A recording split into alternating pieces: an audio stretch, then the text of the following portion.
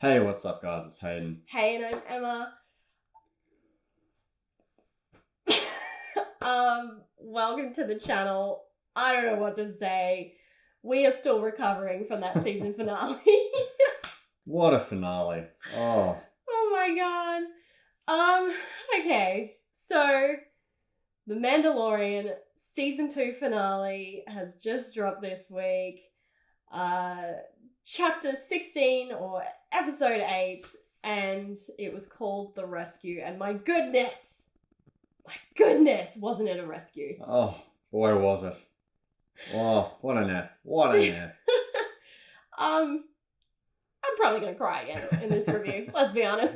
Because, far out, I don't think we've cried that There was hard a in a lot, long a lot of emotions in this one. It was a lot. So much to talk about.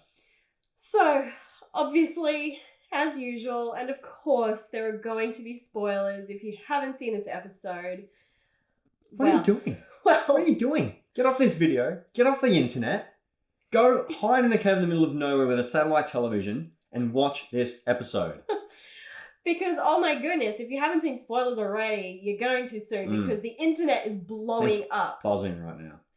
Oh, this has reignited Star Wars fans' love for Star Wars again.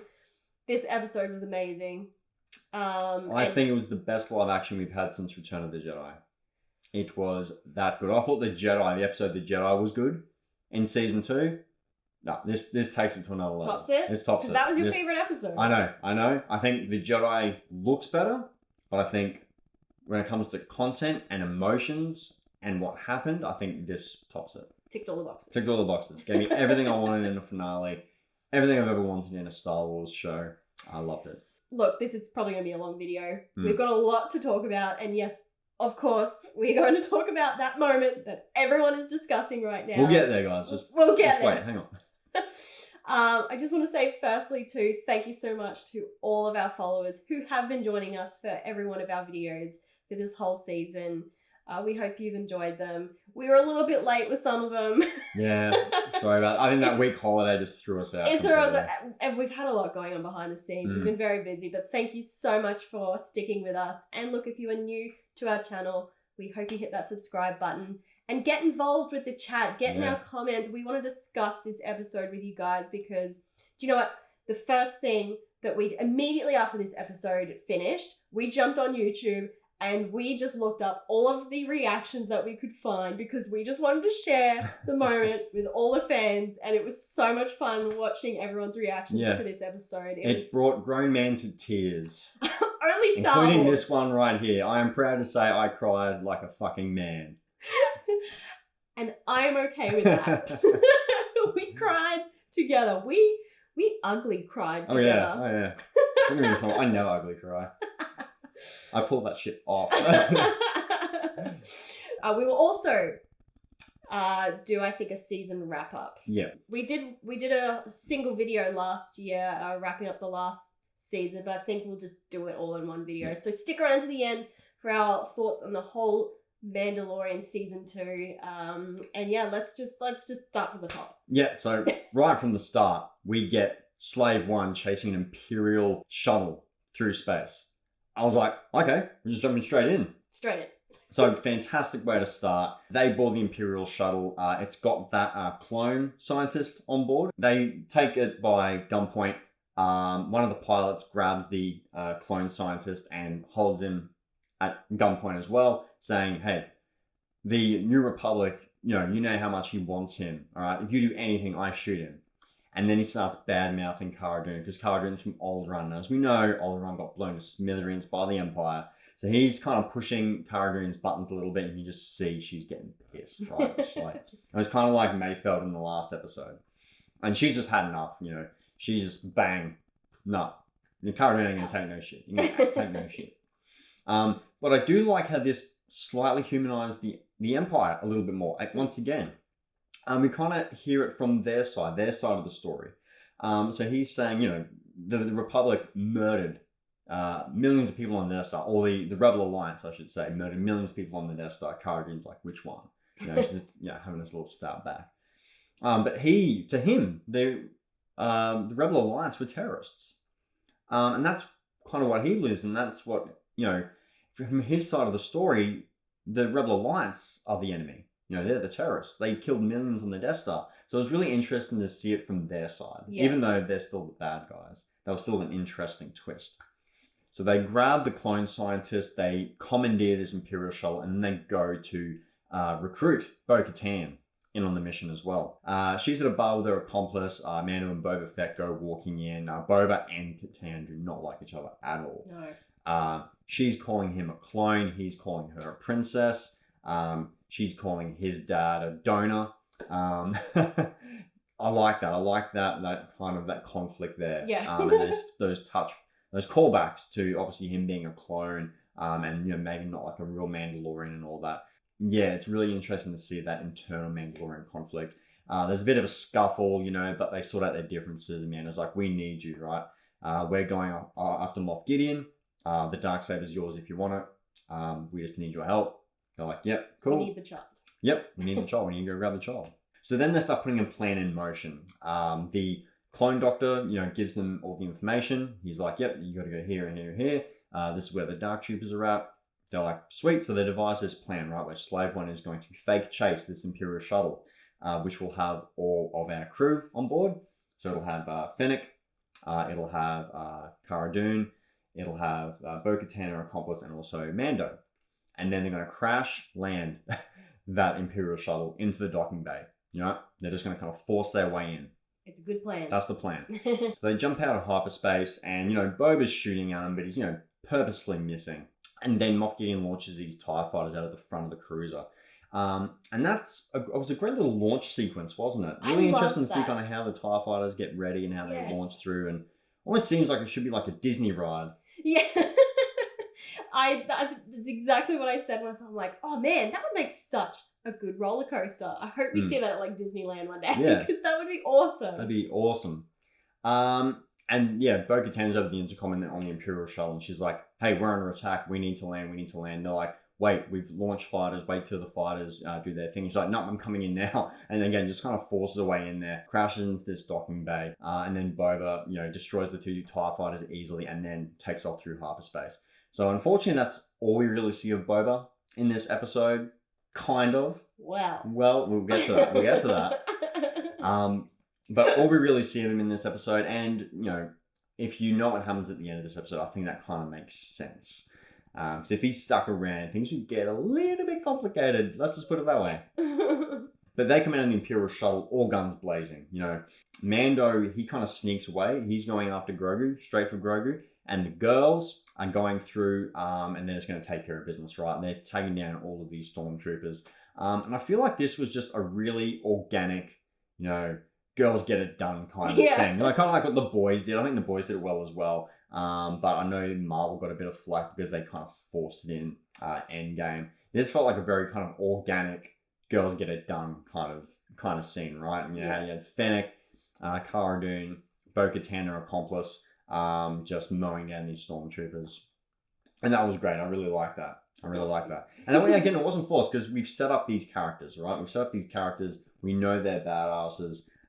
It makes sense in the story. It wasn't forced. Came by really organically, and it was just really fun to see that. But while they're doing that, Mando again is going after Grogu. He's going straight for Grogu.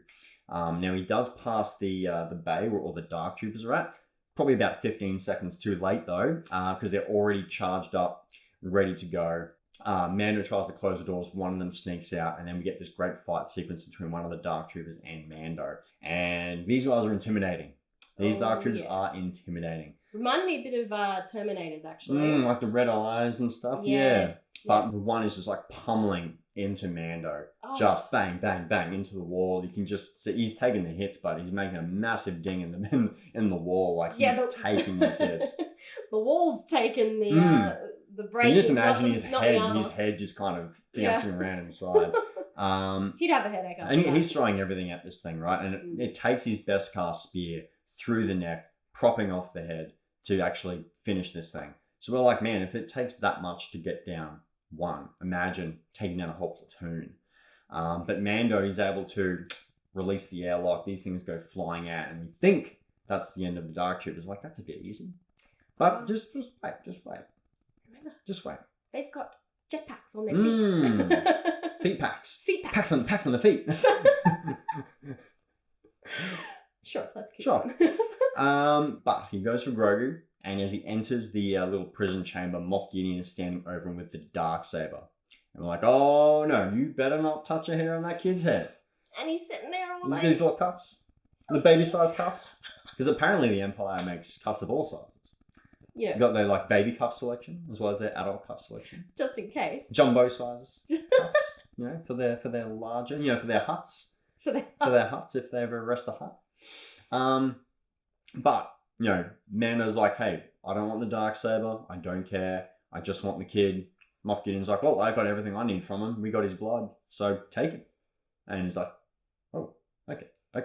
Do you know what? And I was actually pretty convinced at this point. I was like, wow, is Moff Gideon like actually doing this? And you know what? I think that comes down to Giancarlo Esposito's acting. He is fantastic. He's such a good actor. As Moff Gideon. And yeah, because you were convinced, right? You were convinced that it was like... You were still like, surely no. He's going to have to double cross him. Oh, is he though? I mean... Again, he's just that good at acting. He convinces not only Mando, but the audience that he's just going to let him take Grogu. But no, he goes to grab Grogu, and then Moff Gideon comes swinging in from behind with the Darksaber. And then we get the fight that I think everyone was waiting for, right? Moff Gideon versus Mando, mono e mono, or should I say, Mando e mono. And that was a fantastic fight sequence. Really well done, really well shot, choreographed, all that. I think The Mandalorian has done that consistently well over all the episodes. They always do the fight scenes really well.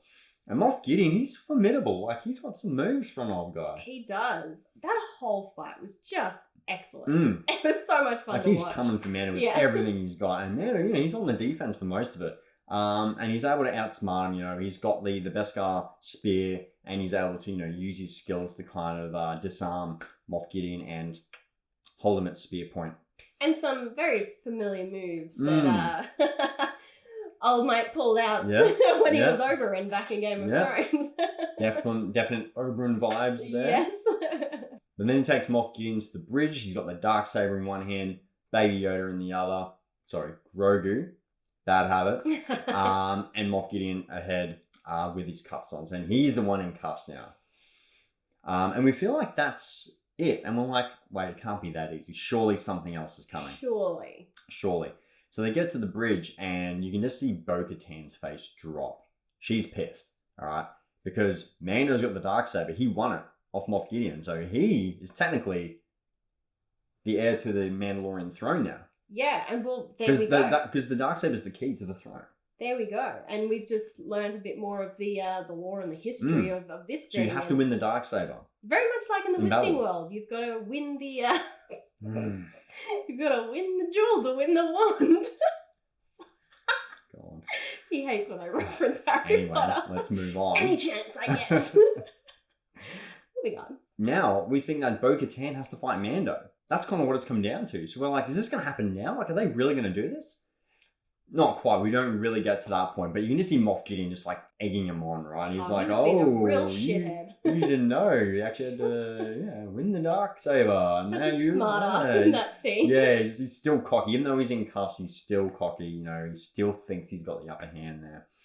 But while this is all going down, we see this flashing light, right? And they say, we're getting boarded. How many life forms? None. And then we're like, oh shit. It's the Dark Troopers. And they came flying in on their little jetpack feet. And there's a whole platoon. There's like 40, 50 of these things. And we're like, shit. Mando struggled to kill one of them. How are they going to handle a platoon? Because now they're outnumbered. So they pretty much locked themselves in the bridge. Like blast doors, everything. They lock themselves in, guns at the ready. These things come charging up to the door. Bang, bang, bang, bang. They're starting to pummel through it. These blast doors, they're getting shook, right? They're getting shook. They're getting dented up. They're about to break through. And then we see something out of the window. And a single X-Wing. And we're like, oh, is this the New Republic? Well, that's what you because they kind of set that up in this season, right? Because every time we saw the X-Wings, it was always the New Republic. So I think they did set that up quite nicely. Okay? And Cara Dune, that's what was in front of mine. Yeah, and Cara Dune's like, oh, single X-Wing. Yeah, that's going to be a big help. But then it lands, and I don't know, something kind of ticked in my head. A switch flipped. A little light bulb moment, if you will. I'm like, wait a minute. No, they can't be. They can't be doing this. Surely not. And then I think I turned to you and I was like, Luke drives an X-Wing. And I think we both went, no.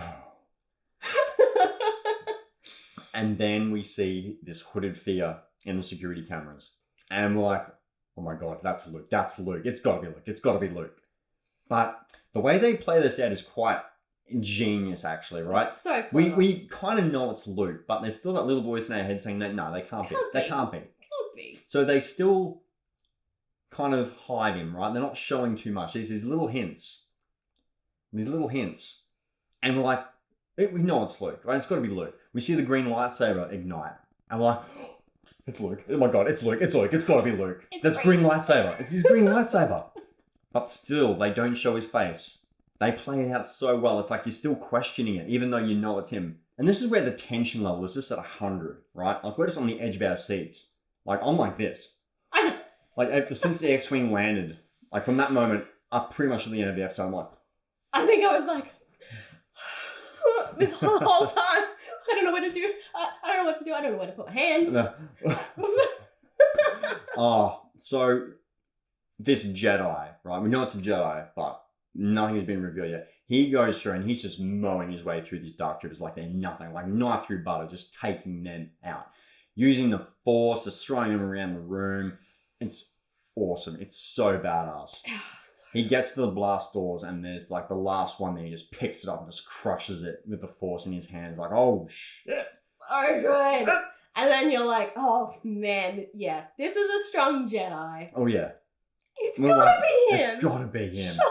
Then the blast doors open, the smoke rolls in. You still see the green lightsaber glowing. He walks in. The lightsaber turns off. I got goosebumps again. And then he takes off his hood. And it's a de-aged Luke. It's Luke fucking Skywalker back in Star Wars. I couldn't believe it. I could not believe it. The whole time leading up to that moment, I was like, it's going to be Sebastian Stan. It's going to be Sebastian. We are literally about to see Sebastian. Oh my God, it's Sebastian Stan, except he looks like Mark Hamill. And oh my God, it's Luke Skywalker. I was so confused and so overwhelmed with joy at the same time. I was like, what is going on? So I'm not sure what they did. I think they got a stand-in to do the CGI with, but I'm pretty sure they used Mark Hamill's voice at least. Well, because Mark Hamill was in the credits. He was in the credits at the end, yeah. I mean, how much de-aging can you do on his actual face? Yeah. Yeah, and obviously his body type would be a little bit different as well, yeah. But, oh my God, I know a lot of people are complaining about the CGI, but I actually thought it was pretty well done.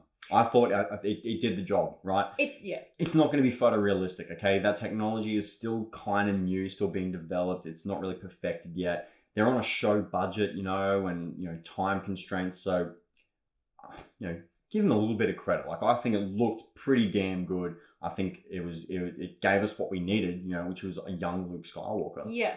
I think it looked like him. Like, you knew who it was, right? It's not like you're looking at it going, is that like Luke's brother? Is it like Bob Skywalker? Long lost twin. Long lost twin? Like, no, we know it was Luke. And we all collectively, Star Wars fans around the world collectively lost their shit at this point. Yes. I have to say, look, I did notice the CGI pretty much straight away. I mean, it's hard not to. Yeah. And for a second, it threw me off, but I didn't hate it. It served its purpose. I think for the moment it gave us, I can forgive it. Yeah. I think I would have liked to have seen maybe Sebastian Stan playing and maybe CGI Mark's face onto him. At least maybe you've gotten a bit more to work with. I think it was a bit of a lose-lose situation no matter which way they handle it. I think the inclusion of Luke was a win, massive win. Oh, yeah. But how they handle it, I think, was going to be lose-lose because the CGI, you're going to have people complain about the CGI, saying, oh, you should cast Sebastian Stan. Cast Sebastian Stan, you get people complaining, oh, you can't recast Luke Skywalker. Mark Hamill's the only one who can play Luke. So Fair point. Yeah. Fair point. Look, Yeah. So I thought, for what it was great. It didn't take me out of it. I still felt the moment. I still felt the gravitas it of the still moment. hit you here. Still hit you. And let's talk quickly about how badass it was seeing Luke at full Jedi powers, full peak Luke Skywalker, just carving these Dark Troopers up. I think all of us as fans of Luke Skywalker, we all really appreciated that moment. That was just fantastic to see because we haven't really got that. We haven't seen peak Luke. We saw Last Jedi Luke, but that was 30 years on. He was in his mid 60s, 70s at that point. Had been through a bit of trauma, and we like The Last Jedi. We don't mind how he was handled in that because that was where he was at that point in his life. But we haven't seen post Return of the Jedi peak Jedi Master Luke Skywalker, and that's what we got. And I loved it. I thought it was fantastic. So cool. So cool. But yeah, Luke is standing in front of Mando. Then Luke reaches out and he goes, "Come with me, little one." And Grogu looks at Mando. Mando looks at Grogu.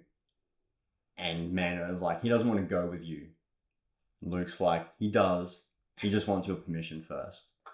And this is when I start breaking down. And I'm starting to tear up again.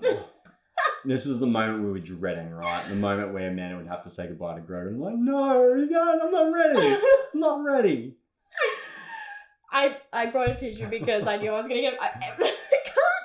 Every time I think about this scene, it gets me going again. And then Mando goes and picks up Grogu and just holds him. And he's just looking at him. And then Grogu reaches up with his little hand. And then Mando, you see he's about to take off his mask. He takes it off. It's such a big deal. It's such a big deal. He throws away his creed, all of his beliefs. He doesn't care. All he cares about is Grogu. And he just wants to say goodbye to him properly. Because he became his daddy. His daddy Mando. I'm starting to cry again. He thinks of him like a son. Like, you can just see it in his face. You can see he's looking at him and he's starting to cry. He's got these tears rolling down his face. And great acting by Pedro, by the way. I think Pedro really sold that. Hasn't a lot of face time in this show, but when he does, he's been just nailing it. Perfect casting. Perfect. And we're feeling this over a puppet. That's the crazy thing. It's a puppet. No, he is a real boy. And that's the fantastic thing, isn't it? And then he puts him down and he goes waddling over. Oh, the waddle. To Luke, the waddle. And then, as if we haven't had enough, R2-D2 comes rolling out. I'm like, R2! And by this time I'm a mess, right? Like, he literally shrieked. He was like, R2! And then we both were just like, oh my god! It's too much! It's just hitting us in the heart. The field. Just constantly. So hard in the field. Oh. I'm reliving. And then there was I'm reliving. great interaction with R2 and Grogu, and then Luke picks him up. He makes his way to the elevator, right? And then Grogu looks back at Mando. Mando looks at Grogu. And you just see Mando, he's just like tears rolling down his face.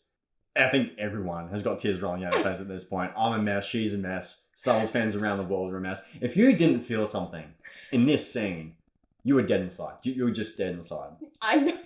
I don't know how you could watch this scene and not cry, basically. Yeah. I mean, I cry at the drop of a pen. Well, grown men to tears. I mean, you've got a bit softer in your old age, but I don't think I've seen you cry that hard in a long time over a show. And then they're in the elevator looking back at each other, and then the elevator doors just close, and that's it. Just cuts to black. And we're just left in like a puddle of emotion. I'm in a glass case of emotion! While the credits roll, right? And we think that's it. But no. After the credits, we get this shot. The twin sons of Tatooine. We're like, whoa, hey, okay, what's going on? Hey. And then it pans across, and we see Jabba's palace. Jabba's palace! As if we couldn't get any more nostalgia. They're just here you go. We're just going to throw on Jabba's palace as well. Jesus. And we go inside, and who's on the bloody throne? Bib Fortuna. He survived. The sail barge attack. He's gotten a little chunky though. Looking a little different. He's sitting on the throne. Next minute, we hear this blaster fire, and these guards are dropping like flies, and we see Fennec coming down the stairs. And not far behind her is the one and only Boba Fett. And Bib Fortuna's like, "Hey, Boba, I thought you were dead." Boba just walks up to him and just like bang, right in the gut. No Hardly pleasantries. says a word. No pleasantries, just bang right in the gut. Bib Fortuna like drops. He throws him off the throne, and then Boba takes his rightful place on the throne of the Tatooine underworld. Like, how good was that little scene? Like, I was not expecting that in the end credits, but that little scene was like still as good as most of the episode was. Like, that was so good. And then we see this title come up, The Book of Boba Fett, coming December 2021. But what does it mean, Basil? What does it all mean? Well, that's the question, isn't it? Is this going to be The Mandalorian Season 3? Or are they going to run side by side? I don't know. Please explain. Is this the end of Din Djarin and Grogu's story? I hope not. I'm not done. I'm not done with these characters. I'm not done either. It can't be, because Mando did say to him, he promised he will see him again. Yeah. We have to. And look, we've still got Mando and that Bo-Katan Darksaber confrontation that still has to be resolved. Yes. So I want to see that. And I want to know what they're doing with his blood, with Grogu's blood, and what is that going to lead into Force Awakens? Like, is that really about Snoke? Or are they just going to hint at it? They're just going to give us a little hint, a little taste. I don't know. We need answers. Look, I hope they do. I hope they run them both. I'm quite happy to get double teamed by 2 Star Wars shows. I'm quite happy to do that. But I'm really keen to see what Disney does next. I mean, we got all those shows announced, or like some more movies. It's a good time to be a Star Wars fan, people. It's a good time to be a Star Wars fan. And this, as I said, was peak Star Wars. This was the best live action we've had since Return of the Jedi. Easily. This was so good. Such a good episode. Had the action, had the nostalgia, had just that emotional impact, right? Just right in here, just made you feel things. And that's what Star Wars does so well. And that's what I love about it. It makes you feel something, right? I was just like tears of joy at the end. I was like, oh, I'm so happy. I think we watched the episode pretty late, but we stayed up for another hour or two just to process what we just needed to process it. And just watch everyone else's reactions to it. 100%. But that brings us to, I guess, the next kind of discussion is to what did you think of season 2 as a whole? So good. I mean, I love the first season so much. It is so hard for me to say which one's better than the other. I think, especially after that season finale that we just had, I think we're still riding that high, and it's kind of hard to say which one's better. Because at the moment, I want to say season 2 was better. Yeah. But there is still a lot that I loved about season 1 because it was so fresh and new and exciting. But damn, they brought it for the second season as well. Yeah, I think the second season maybe just edges over the first one. I don't know. Oh, it was too good. I think the hardest thing for them now is going to be topping that. Yeah. How do you top that? How do you top that season finale? Yeah. It was epic. Yeah. But I think we had, some great episodes in season 2. The Jedi, which at the time was my favorite Mandalorian episode. I still think that was shot better and visually was more impressive. But I think from a content perspective and from what we got and from those emotional beats, I think this tops it. So I think, season 2, I think just had the peak, the best Mandalorian that we've seen so far. I think season 1 laid the groundwork. I think he did a great job of establishing these characters, making us emotionally invested in these characters. And then season 2 came along and just gave us all of that fan service that we wanted. And fan service done right. Yes. Fan service done right. Gave us, Boba Fett being redeemed, seeing him kick ass in The Tragedy. That was a great episode as well. We just had so much to love in season 2. And just as a show as a whole, I think this was fantastic. But is there anything else you add, or do you want to wrap this one up? I think we'll wrap it up. This show is amazing. Absolutely. Up in our top 3, I think. Yeah. Our favourite shows of all time now. I think so. I think we did a list not that long ago, just our top 10s, and I'm pretty sure Mandalorian came 4th, and that was after just season 1.